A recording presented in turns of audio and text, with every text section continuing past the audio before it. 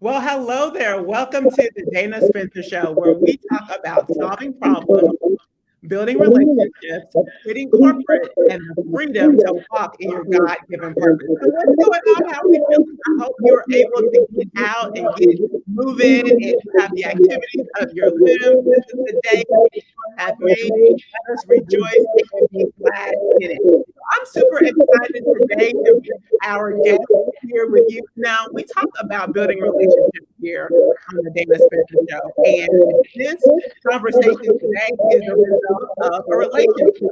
I have a relationship with a friend of our guest, and he was able to connect us. So I'm super excited.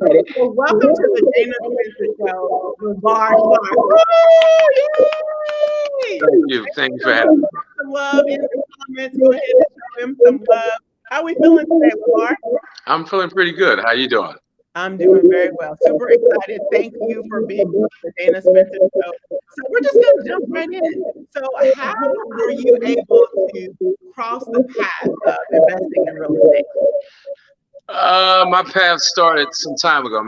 This is like my 20th year from when I first bought my first rental property. So the first rental property I bought was 2003, and I bought it from a sheriff's cell. Um, so that was my first introduction into real estate. And at that point, I just took it from there. I was working a full-time job at the time. I was a safety engineer for Merck at the time. So I was about in '03, I was maybe about a year out of college. I graduated December 2001. I worked a full year 2000 in 2002, but I was saving my money at that time. What actually kind of helped me was the fact that I'm a member of Kappa Alpha Psi. That's my fraternity. Okay. When I came home from college, I was getting Black Enterprise magazine sent to the house. I had never subscribed to it, but I didn't know that it actually came with your membership to Kappa Alpha Psi. So I was getting that at the house, and I'd be up late at night. I'm a late person, so I'm not a person that goes to bed early, that goes to bed early and wake up early. I stay up all night long. So I would just be in the house reading Black Enterprise magazine, and all the magazine talked about was investing money, and that clicked with me. So at that point, I figured it was something I needed to do, and I needed to figure out what to invest in, and then real estate was right there. So that's kind of how it all started, and it started with me getting the sheriff's sale list, the tax lien list, and I would go around and look at all the addresses. And me and my mom actually did it in the beginning, so she would go around. She did it with me like the first two ride-alongs, because it was like an all-day thing. It'd be 10 hours a day riding in a car just looking at addresses and lists, and then you had to go take that list and then go down to the sheriff's cell and try to bid on something, sight unseen for the most part. So that's kind of how I got started, and I started out there at the sheriff's cells buying sheriff's sale properties. All right. So a lot to unpack there. I love it. So first, I coach my students, my clients, to not let their first deal be a sheriff's sale. So that's your first deal for you, and you My first never deal, huh?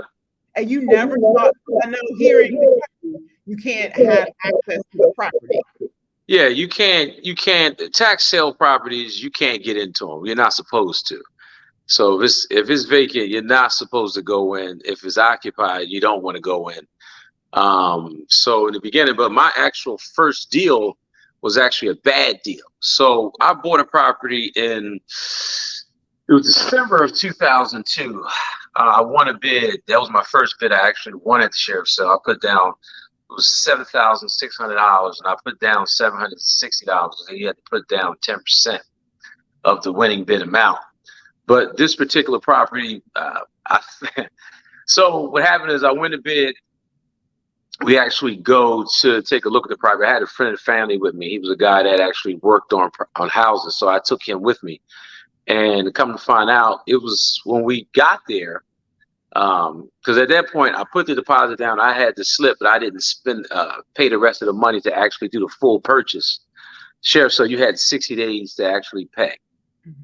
So you put down the deposit, and you had 60 days to pay back then. Now it was only 30 days, but back then it was 60 days to pay.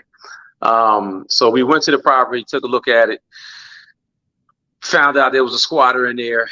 Found out that it needed a lot more work than what friend he was, at the time he was like, I don't think you want to do this. It had squatters. The guy had legally hooked up the gas. He legally hooked up the electric. It was a whole sunroof in the house. The back of the house had a whole hole in the roof. It was water dripping in. The house needed a lot of work. It needed to be fully gut and renovated. And at that time, I didn't have the experience or the know-how of how to do a project like that. So I lost money on my first deal. I lost $760, but I was just so focused on trying to figure this out that the next month I went down there in January of 03 and actually bought something that I paid $7,600 for again. And it had a squatter in it again this time, but the property was in a lot better condition. We were able to get him out. I think it took us maybe 4 months to get him out. And then I took whatever money I had in the bank, and a friend of the family with me the first time. We were going to the property to fix it up. So the deal was I didn't pay him per se in terms of labor, but he would go with me on the weekends from like Saturday and Sundays, and I would go pick him up, and we would work from like 8, 9 o'clock in the morning till 12, 1 o'clock at night, Saturday and Sunday. And the deal was that at the end, I would have to take him to dinner at this called Empire Diner up on Baltimore Pike up in Delaware County, and that's how I paid him.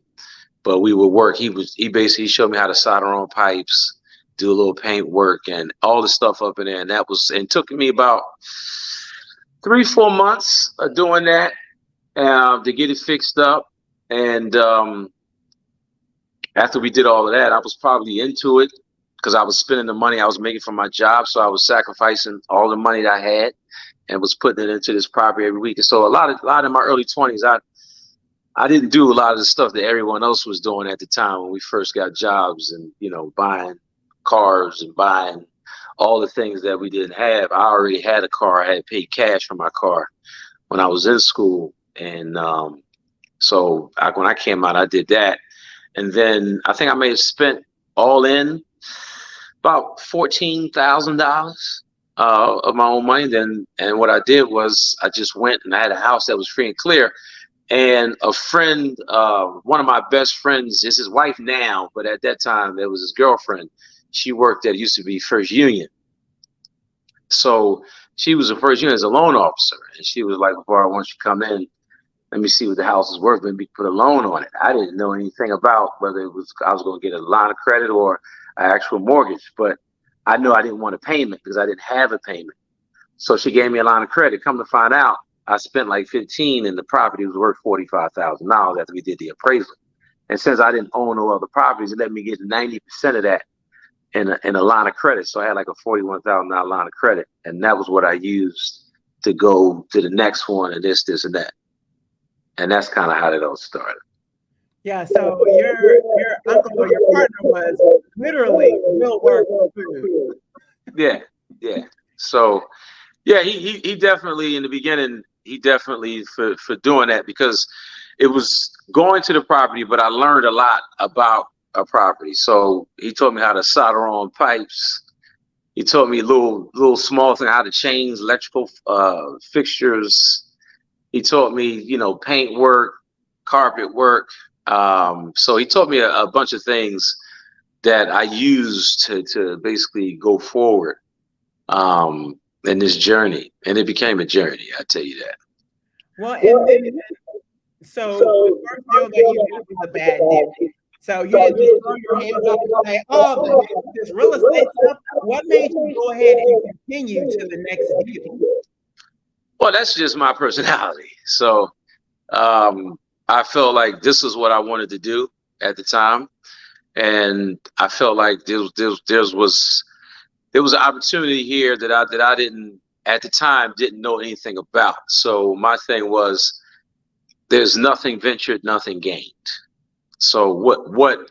And at that time, I'm 20. At that time, I was 20? Yeah, I was 24. I just turned 24. I was 24 at the time, 03, because I would have turned 24 in 02. So, I'm out of college, I'm getting paid every week. I don't have no debt. I'm living at home. I don't have a car note.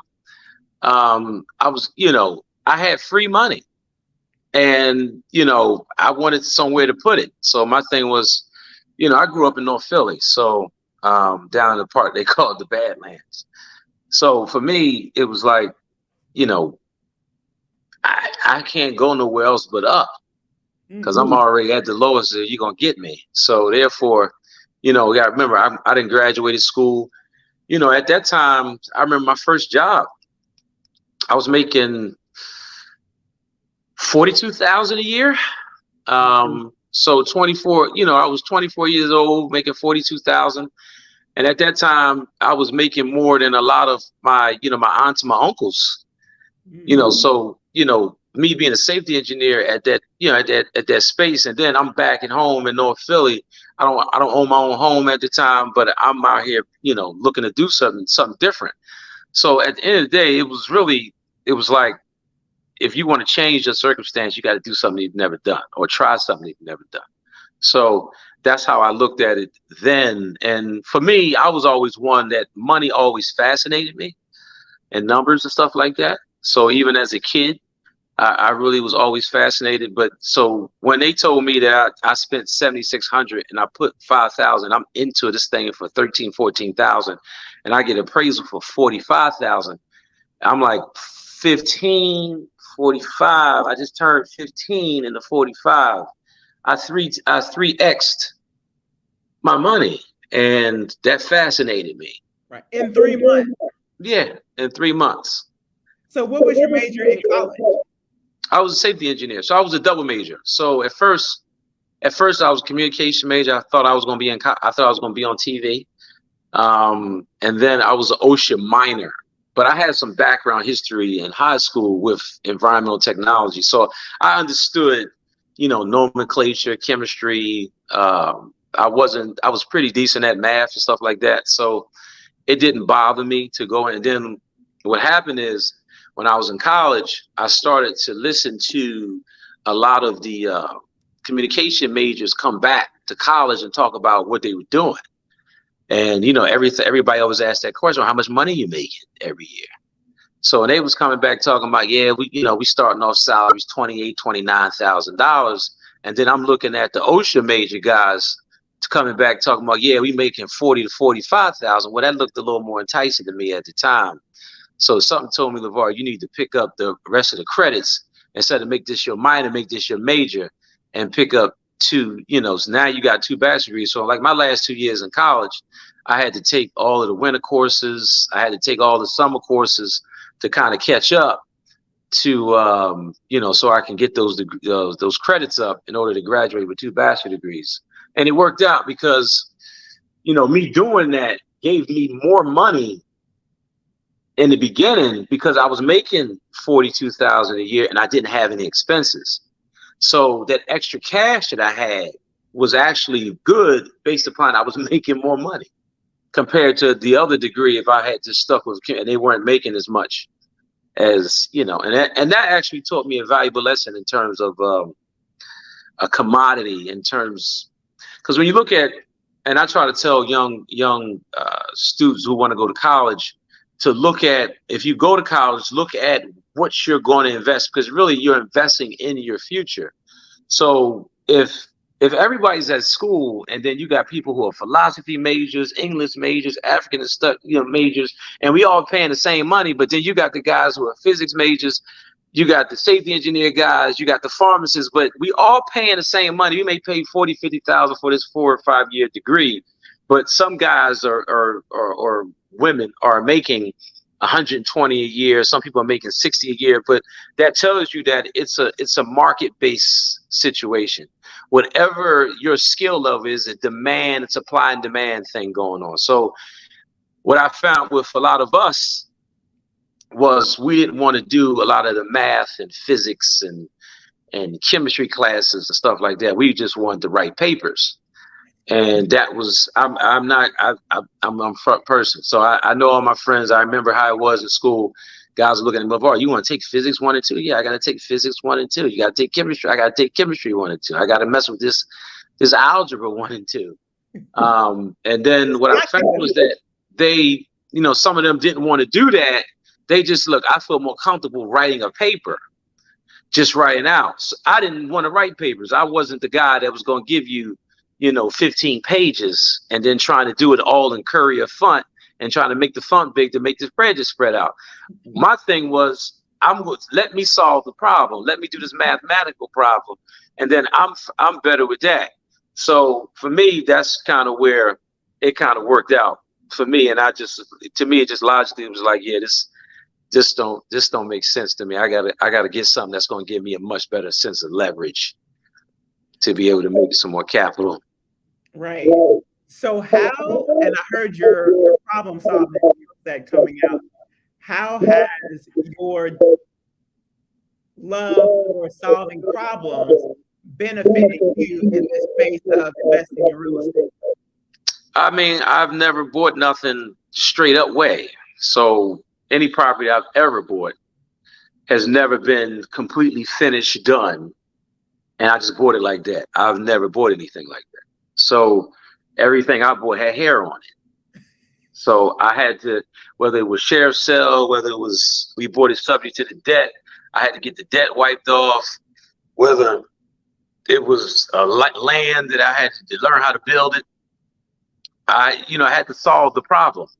You don't really make money or be able to leverage yourself in the real estate investing without solving the problem. There is no get rich quick scheme associated with real estate investing. That it just doesn't exist. You can have all the social media gurus nowadays talk about stuff like that, but no one can do this overnight, and especially when you don't have capital or the know-how to be able to leverage yourself. The biggest thing about us is we need to figure out what is our greatest leverage, because when you're starting basically 10 steps behind zero, we're not even starting on a level playing field. You kind of in the red from the gate. So now what has to happen is I have to prove and do something that's going to basically expound my leverage. I was like a cheetah bar. You take a cheetah bar and you're trying to pull something, you extend the cheetah bar out to get more fulcrum on it, to get more leverage, to do more with it. That's the same thing with real estate. So I have to look for the problem, because whoever else has it doesn't want to solve the problem. The fact they don't want to solve the problem, that means they're going to give me this at a cheaper price. So therefore, the risk for me is to solve the problem and get the reward of solving the problem. Oh, that was a bar. There's rewards in solving problems. Yeah. So if someone else, because at the end of the day, unless I've always been frank with it, in real estate, if someone loses something, you're taking something that someone else lost and gaining it on your own. That's this tax sale property, sheriff sale properties are properties that the city took from people who owe back taxes, who owe back water, and let the property go, whatever the situation is, whether it's an unfortunate situation, whether they tried to save it, whether it was grandma's house. I'm the guy buying that stuff. So the sheriff is not selling your home. What they're doing is basically putting your house up for auction, trying to recuperate monies owed to them. So this is why they sell it for. That's why you owe taxes, you owe this, you owe that. They sell it because they're trying to recuperate monies that's owed to them. So in doing that, they have to sell the asset, and therefore someone else buys the asset, therefore paying whatever is owed to them, getting them their money. And that's pretty much what the sheriff sale process is. And that's how it works. So is that your primary strategy for getting property? Is still going to sheriff sale, or are you doing something different? Philadelphia sheriff sales kind of changed. It's as an online process now. Mm-hmm. We haven't done sheriff sales probably since 19. COVID, kind of changed everything, but we were slowing up in 19 because the pricing was just getting out of whack. Everybody wanted to do it at that point. I had been doing sheriff sales, so I left my job in 08 to do real estate full time. So yeah. So, that was, so my first year working, I knew after that first year, I didn't want to work for anybody the rest of my life. I wrote a note to myself on my first performance appraisal review. I was supposed to get a bonus. My manager at the time gave me an exceed expectations on my performance review. But unfortunately, since it was a brand new facility, a lot of the managers gave their employees exceed expectations. So what they did was they had a meeting and basically went back and said, okay, who we gonna bump off? Exceed expectations, bumped them to meet expectations. And I guess they figured since I was just a first year kid out of college, a bonus or a strong raise wasn't as needing for me compared to someone who had a kid, married, stuff like that. And this is what I heard from one of the heads of the actual plant, because after I got bumped back down, I told my manager I want to talk to the head guy because I didn't like how they did me. And I had a meeting with him, and he basically gave me that. He was like, "Look, you're just a young guy. You just got out of school." And in my opinion, I said, I don't care how I didn't tell him this, but in my mind, I don't care how young I am. If I did the job exceed expectations, give me my reward. So therefore, I was like, you know what? I'm gonna write a note to myself, and I still have a copy, a screenshot of the my employment compensation for that year in 03, and what I wrote to myself said I would do everything in the fiber of my soul to break the chains of a slavery that the job symbolizes. And at that time, that's just how I felt. And so what I just had to do was I just was focused on that. And then when I started doing what I said, okay, you know what? I stayed there for like 2.5 years, and I went down to Philadelphia Refinery for a year. And then I went to, I was a safety health consultant for the city of Philadelphia for about 2.5 years. And then when '08 came, at that time I had a couple rental properties, and I still was trying to figure out how to leave, because it was a big step. Nobody around me ever did nothing like that. And I'm telling all my aunts and uncles at the time, listen, I'm not trying to work 30 years for nobody. And they're like, well, you just got started. Like, this is how it goes. This is what we do. So, a lot of times, if you give me now 20 years of investing, and my age now, I have a lot different level of experience and understanding of why people do what they do, and at the time of how they do it, because that's all that they knew. And I, knock them. They're like, this is what you do. This is how it goes. So they can't teach me something that they don't know. So my thing was, I'm going to go out and try to seek what I want to learn, and then kind of just go from there. But yeah, so I worked at 2.5 years, and then I got laid off in '08. But it was a forced layoff. Me and my manager, he knew I wanted to do real estate. And it's crazy because we're frat brothers. And he was, but we cool now, because at the time it was just a tense situation, man. I didn't, I understood where he was at. He had, sometimes people just have to agree to disagree. And, I was very strong-minded then. So I'm pretty sure that it was some button of the heads and some things that was said and whatnot. I stood my ground. He stood his ground. And sometimes when you get two, especially African-American men, we can't come to those. We have a tendency to do this and can't really come to a peaceful. And at that time I was, 28. I was in my prime physically. So, it's, everything is working. You ain't going to tell me this is what I want to do. This is what I'm going to do. So he laid me off, and it was probably the best thing for me, because it forced me to, and what I did was, it forced me to work, and I pushed myself, and I said, I ain't going back to a job, and I haven't been back since. So where do you think that came from? Because your aunts and uncles and everybody around you doing we're just gonna get a good job and work here for 40 years, and we're gonna retire. My mom, that fight I probably got from my mom. My mother's strong-minded.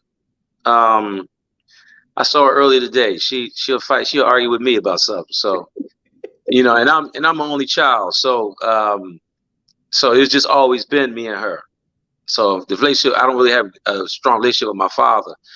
So, it's always been me and her. So that fight of it, I kind of got that from her.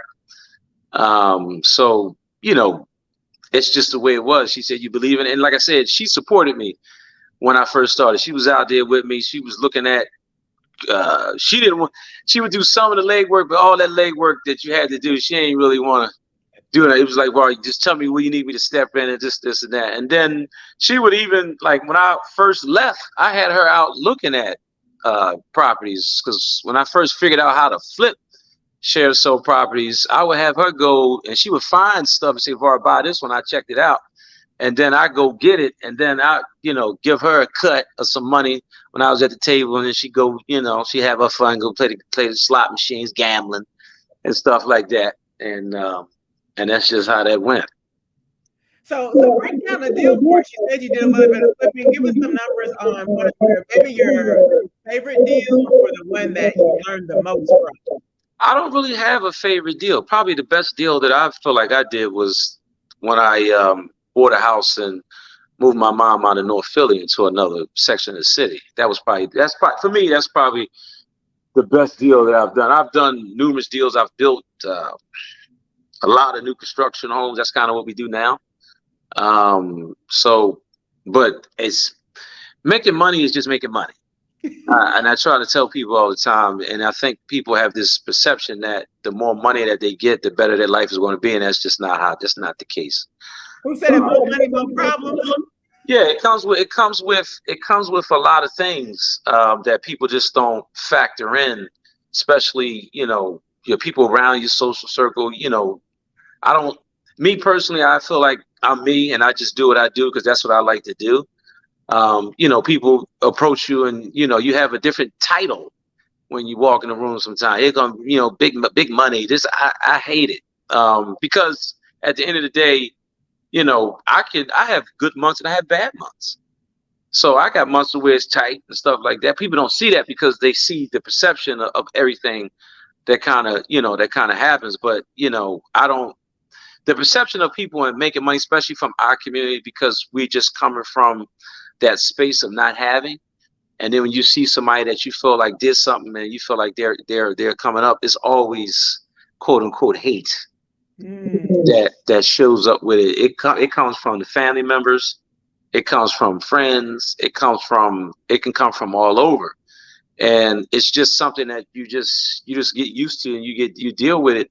And I'm the type of person where it's like, if you say something to me, I'm the type, because I'm very witty with the back and forth, with the sarcasm. Like, listen, it's people will tell you sometimes, because I've heard people say this to me a lot, and it's one of my pet peeves. Well, my money is not like yours.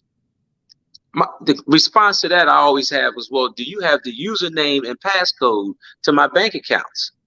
That's the only way you can verify that. Now, if you do have the username and passcodes, I need to go change my stuff, because you have access to my bank accounts to know that our money isn't the same, that you're going off of perception of what you think. And those are the things, like, you would think that you go out and you following your dreams and you building this, you're doing that, you're doing these things because that's what you want to do with your life, that you're independent of people and their thought processes of you and how they treat you.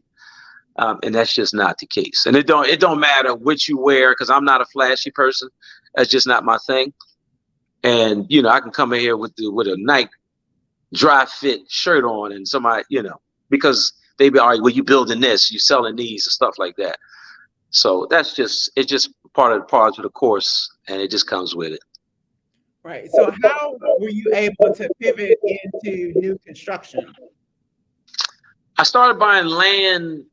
So I'll give you the thought process behind it. Thank you. So, because I try to tell people all the time, people think it's just buy the land and that's it. It's not really like that. It's a reason why you're going to do anything. The thought process behind it was, at the time, I had limited money. I was always running around broke, because if you don't have money from family or friends, it's very difficult to get into stuff because the assets cost. So I had a little bit of money at the time, so I started buying land probably about 2012. Before that, I was doing all rehabs. So what was happening was, I was like, listen, I know what's going on. I know that this lull in the market and where all this stuff is cheap is not going to last forever. Mm-hmm. I need to figure out how to create leverage. That was my thing.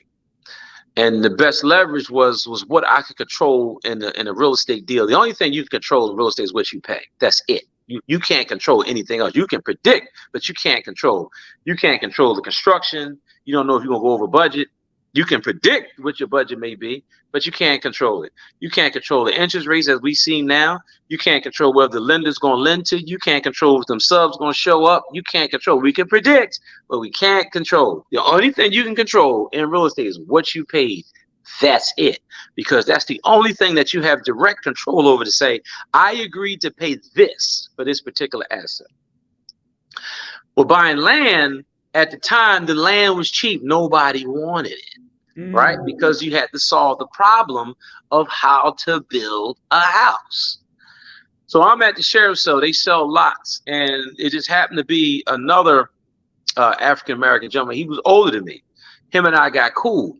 He had just got into doing new construction. So I'm hanging around him. We at the sheriff's sale. So I go by a shell property on, it was 4945 Walnut Street. Yeah, I paid 70 grand for it. I never forget. I paid 70 grand for the shell property. And it was a good deal. I buy it. And he like, yo, I see you paid 70 grand. Now your money tied up. You got to go fix this thing up. You got to get it done. And then you got to sell it to get some more cash. And exactly that's what I had to do. He said, but if you notice in this neighborhood, the lots are going for much, much cheaper, right? Same neighborhood, you're just buying the base price of the thing. So when I sold that property, I was like, well, this makes sense to buy the lots because I can get a bunch of them. Now, the neighborhood may not be ready to build just yet, but what I'll do is buy a bunch of them and then hold them and land bank them until the neighborhood was ready. So what I did was I did that, but at the same time, still doing rehabs and whatnot. And that was how that worked. Nice. I have a piece of land I'm looking at. So you're definitely encouraging me to do that. So what are like the steps? So you buy a piece of land, then you have an apartment. So what are some of those steps? How to build a property? Mm-hmm. Well, it's not just buying the land. You got to do a little due diligence beforehand. So you got to understand the neighborhood, understand the financials of a particular neighborhood. So I try to explain to people all the time, you really want the income in the neighborhood before you do new construction to be at least $60,000 per household per year. What that does is, so you have to look at your end consumer when you're doing new construction. I think a lot of people fall in love with the fact that they built something, but that really don't mean nothing. Because at the end of the day, this is a financial asset. It has to produce. You can build a pretty piece of junk and it look good, but it don't make no money. So at the end of the day, that's not a good deal. So it's not about the process of building it. It's understanding the financials of a neighborhood that justify why you should build this here and make money from this. Mm-hmm. So what I did was I followed a metric to me that got around some of the macro level metrics that you'll see to me that could be false. So let's take Philadelphia, for instance. When you look at adjusted moderate income in Philadelphia, they'll tell you like 93,000, but they lump in Delaware County and Montgomery County into Philadelphia, which says that the average income is 93,000. And that's not the case, right? Philadelphia is broken down into sectors. The Northeast performs a lot different than the Southwest. Southwest performs a lot different than Northern Liberties. Northern Liberties performs a lot different than South Philly. South Philly performs a lot different than Point Breeze or Center City and stuff like that. And each one of those neighborhoods kind of have their own microeconomics associated with. Each one of those neighborhoods have their own, it's almost like sectors in the stock market. So you may have the tech sector. In the tech sector, you have different dialects within that sector. It's the same thing with the neighborhoods in the city. But what happens is that certain neighborhoods are poor or richer than others. So you just can't build new construction in every neighborhood. You have to understand the dynamics of the particular neighborhood in order to say this is a neighborhood that can justify building something brand new. Right? What I started to look for is single family home sales. So single family home sales basically told me the appetite of people wanting to be homeowners in a particular area. So what I did was I started looking at areas that had minimum home sales about 180,000 on up.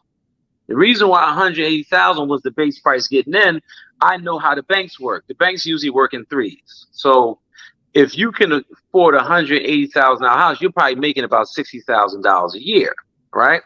So the bank kind of did all the legwork for me, because if I saw that in a particular area the homes were going for 180 plus, that means that it was underwritten from a bank. They did the financials of these people. They checked all the people's information to see that they can justify purchasing this home. And if the homes are going for that, this is the average income of this particular area. Now, if that's the average income in that area, and I know that in Philadelphia, a lot of our 2-bedroom, 2-bath rentals in new construction go for about 1,600. Well, that's a person that's making $60,000 a year, because we usually use a rule of three to say, okay, if you make $60,000 a year, divide that by 12, and you'll see what that monthly is, and divide it by 3. You really want someone to say, okay, 3 times the income. So, and that's how I tracked it. And that's how I was able to find different neighborhoods, because the other metrics, to me, it just didn't make sense. But I knew there was something else there, that somebody else did the work. I just had to figure out what that was. And I found that in single family homes. So like, I've never really done well in student housing, because I don't like that transient nature of straight student housing. I've always done good in neighborhoods that were strong, that people wanted to live there. Because what I found was, when people want to live there, you can either sell the asset because you got a buyer for to sell it, and people that want to live there that can't afford to buy want to rent there. Mm. And so that was why I did what I did. Oh, nice. Now, I recently heard on a podcast that sometimes people look at school systems and all that, but you specifically look at income and because desirability of the neighborhood. Because I didn't need to look at the school system and stuff like that, because at the end of the day, the system doesn't work without people spending money. You're not going to have a good school system if I've never seen an extraordinarily good school system in an area that's depressed. Facts. The extraordinary school systems in the areas that people got high home values. Yeah. Why? Because they're making more money to afford the high home values, and they're making enough money to be in the tax revenue to go in to pay for the school system that's in their neighborhood. This all comes down to economics at the end of the day. It's a money thing. So economically depressed neighborhood typically won't have the resources available to have a great school system, to have shops, walkability, stuff like that. Neighborhoods that are economically good typically have more cash to be able to put into things such like that to improve the quality of the neighborhood that they're in. And that's why a lot of times they don't want people who are economically challenged to be in their neighborhood, because they feel like you're going to take away from the neighborhood instead of contributing to the neighborhood. Right. So where are you going? So it sounds like you've accomplished quite a bit. So what's next for you? I don't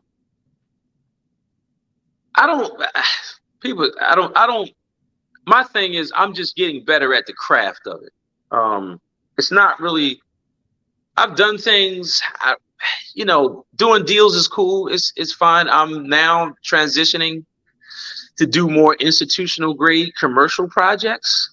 Like I got a storage project, which is 976 units. It's 132,000 square feet. It's probably, the performer worth about 41 million when it's done. I got a industrial facility that I just got site plan approval for about a week, 2 weeks ago. It's about 100,000 square feet in another state. So I'm just challenging myself to get better at the craft, and then diversifying what I like to call our verticals. We still do residential development. I got to build my office later on this year. So I'm diversifying our asset classes to bring diversification to what the development firm is going to be.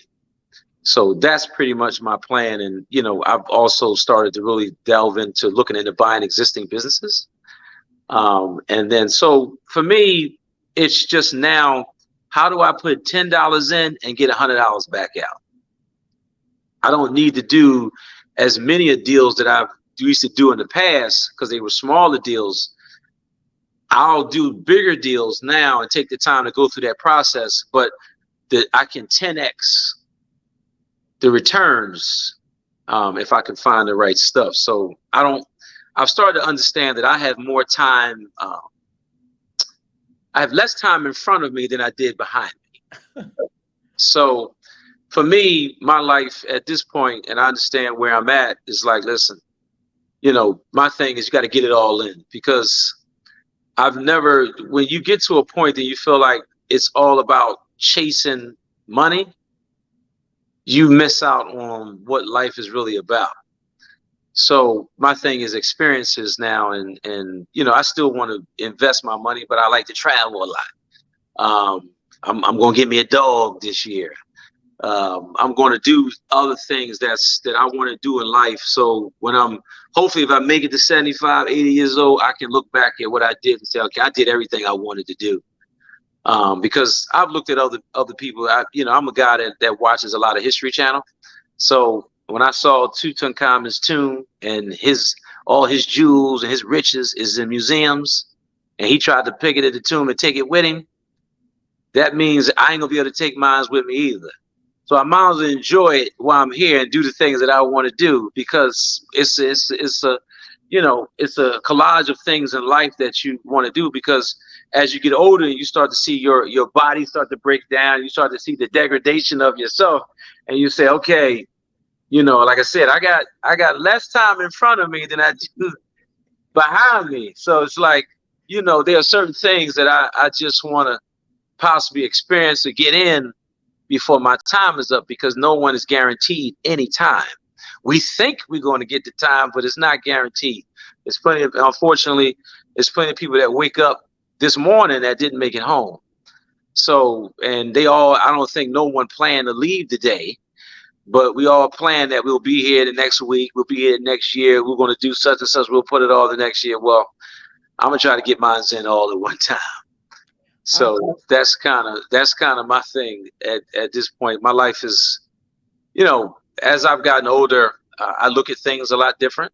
I think that my level of empathy has raised up very high. So to be able to look at another and see, that we're all human. It doesn't matter who has more resources than the other person, but I put my pants on the same way you do. There's plenty of people that get caught up in some type of illness, and that money don't save them. You got to go right there where everybody else is, so the whole concept for me of just doing it just for the money, that's just ain't my thing. So one of the things we talk about on the Dana Smith Show is building relationships. So are you married or single? Oh, I'm not married. No, I'm not married. And I probably ain't gonna do it. So what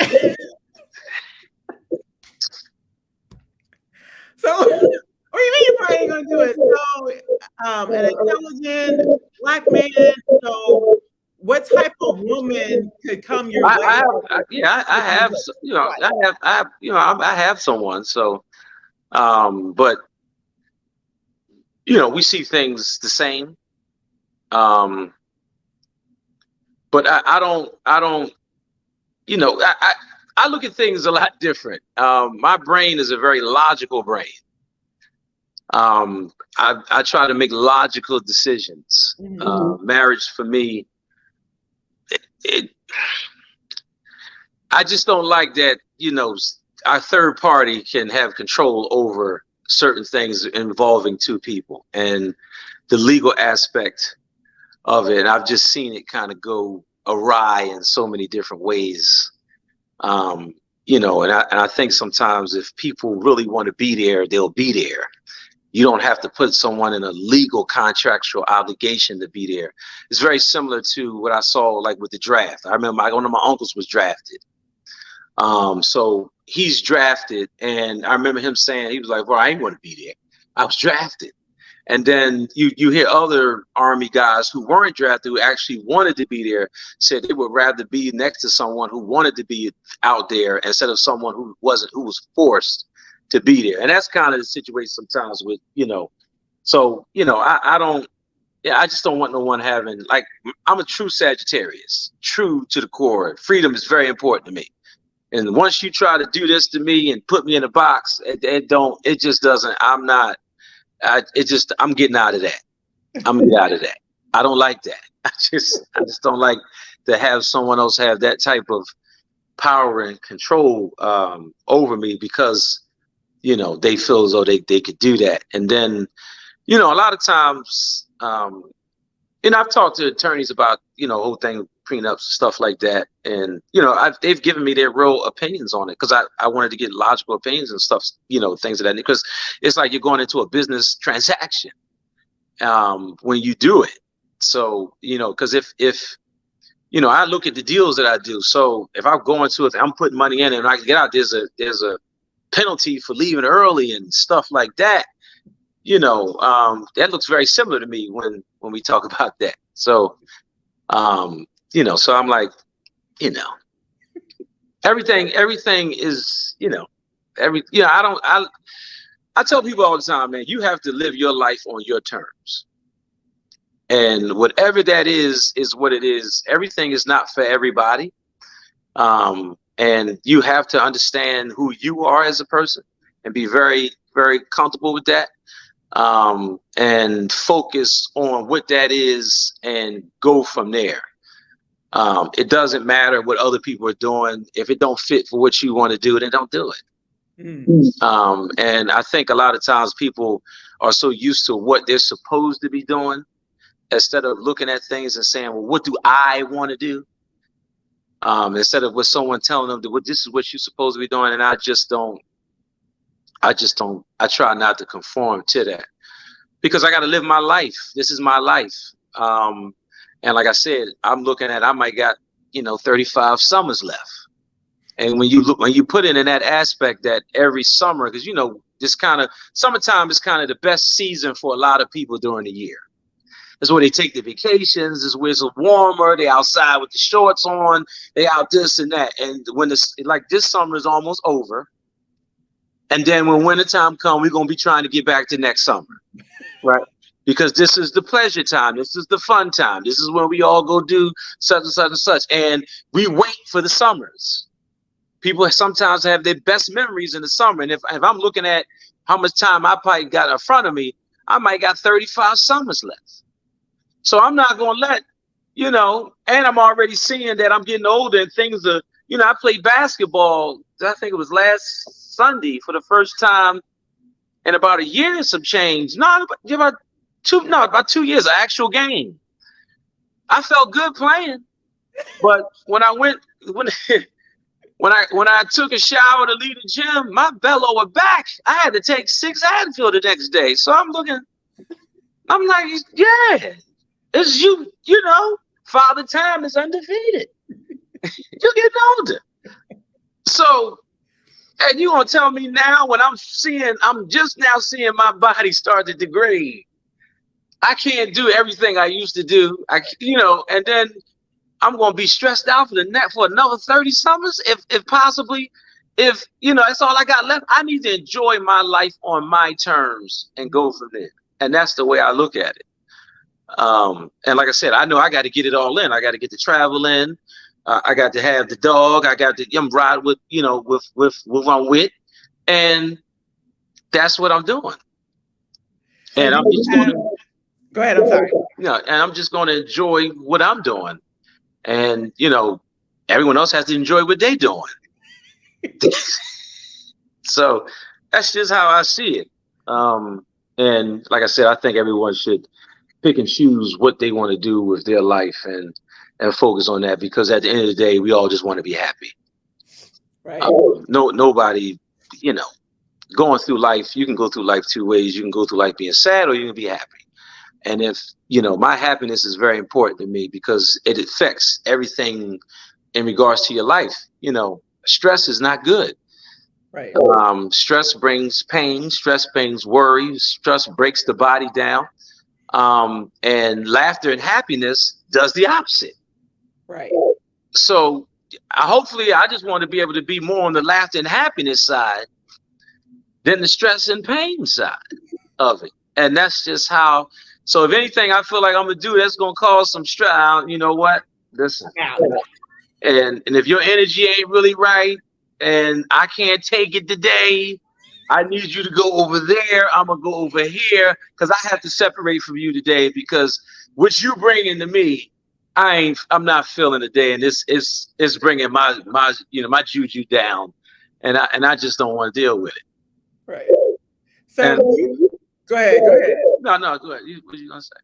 I was just going to say, so do you have a coaching program, a mentorship program, or anything? At one point I said I was going to do it. I was going to put it,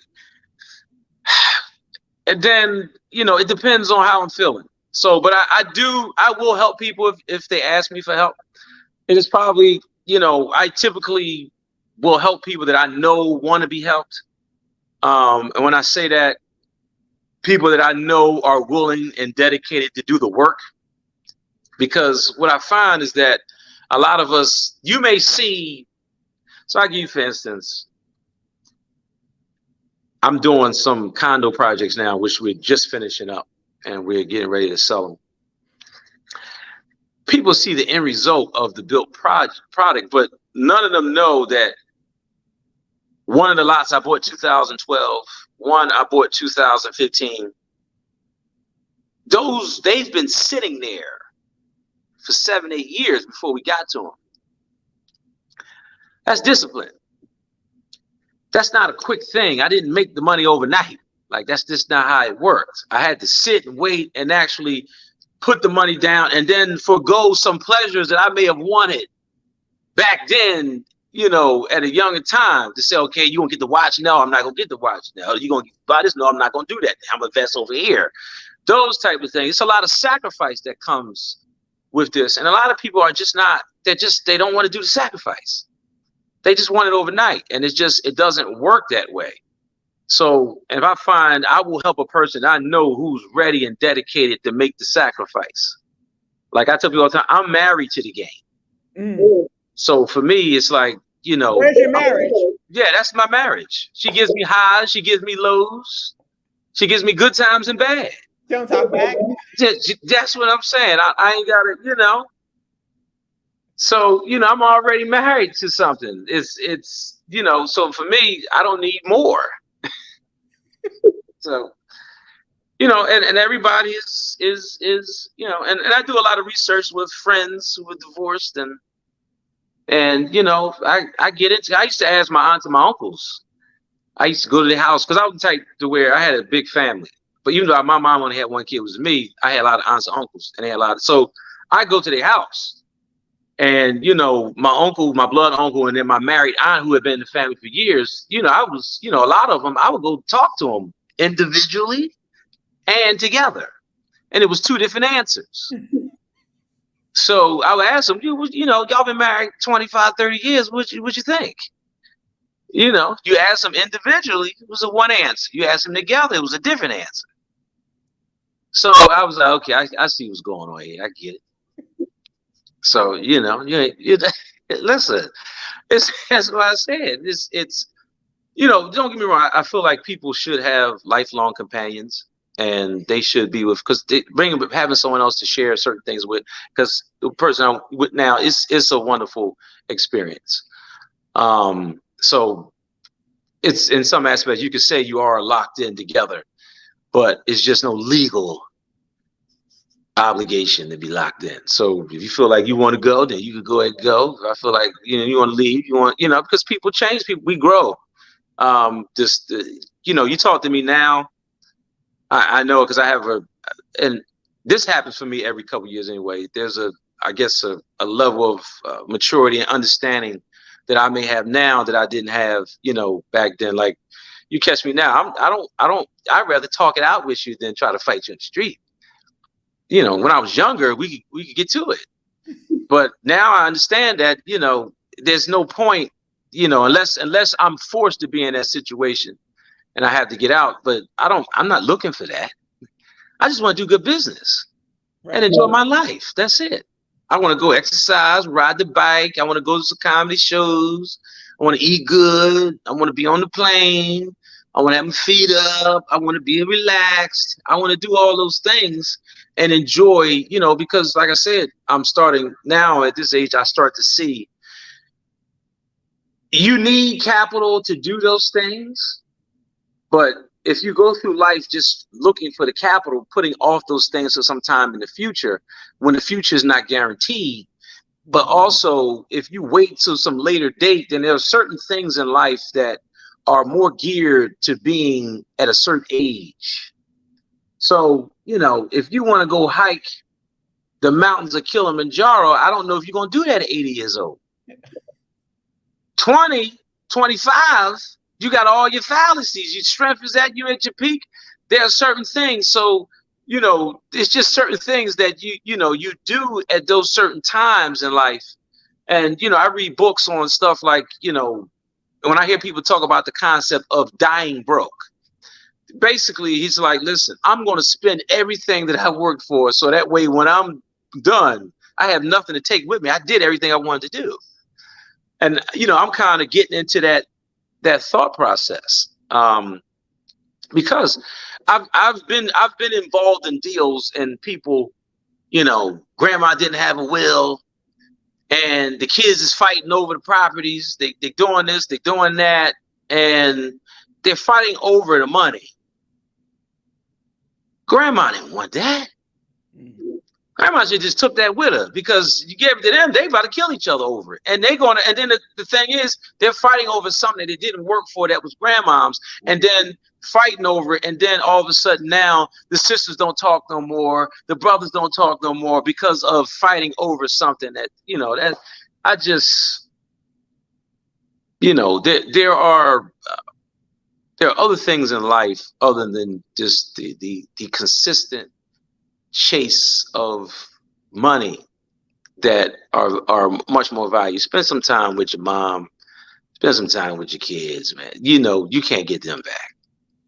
Those are the things that once they're gone, that's it. You can't get that back. You can always get to another day. There's always deals. You just gotta look for them. So I don't, for me now, it's don't get me wrong, like I said, I still grind and do, because that's what I do. But I am going to take, I do take my trips. I get on the plane quick. And I want to be, 1,200 thread count sheet beds. I want to sleep good. I want to be relaxed. I want to be in a nice room. I want to sleep in the room. And those type of things. I enjoy that type of stuff. So it's not all for me at this point in my life. Just trying to make some money. So if we were to put a bow on this conversation, what is it that you would want the listeners to walk away with? Live your life to the fullest, man, whatever it is. Just do you. There is no manual to it. It's going to come with some pain. Adversity is your friend. I call it the universal laws. I tell people all the time, once you make some money, there's a universal tax that comes with that. For some reason the roof go bad, the car tires go something, when you get a nice little lump sum, moms need this, you got a brother need that, got the kid need that you didn't factor in. And it comes with it. It's called, I call it the universal overlay to your plan. So we all have a tendency sometimes every year, and I do it, this is what I want to get accomplished this year. But what we don't factor in is adversity. We don't factor in that, the universe has put an overlay on your plan. No one factored in COVID. No one factored in catching COVID and possibly being sick. No one factored in high interest rates going up. No one factored in the pandemic. No one factored that in, but we had to deal with it. And that, that's the universe bringing adversity to you and saying, okay, you have to make pivots. And life is just, you get more out of a person in their times of adversity than you will in times of good. I've had, the last 3-4 years has been, it's a lot of things have happened in my life. So I've seen business-wise what has happened there, personal relationships that I thought I had were strong, no longer strong, because we went through some adversity. And we really got a chance to see just how strong our relationship was. And some relationships just didn't make it. And you never know what you actually have till it's put to the test. So, I think you'll find out a lot more from a person by going through some pain than you will while everything is just good. Because now you get a chance to see exactly what you got. So that's just, that's just the way it works. That's what my experience, and I just haven't seen it happen no other way. Because if it was, I would try to do it. Because sometimes some pain you just don't want to deal with, but it's a part of the process. But that's just the way it goes. So I would tell anybody, just listen. You just got to live your life and find out what you have passion for. Focus on that. Try to eliminate the distractions. They're going to be there. But try to eliminate them. You're not going to eliminate all of them because we are human. And the human experience is a flawed experience. So we, at the end of the day, are very flawed human beings, but we also are good human beings. We have, I like to call good qualities and bad qualities, like active ingredients and inactive ingredients. People have desirable traits and they have the non-desirable traits. But that comes with everybody. My mom sometimes would do some stuff, and I'm like, look, you would think that your mom, that she's not perfect. I'm not perfect. She'll do some things sometimes. You'd be like, what?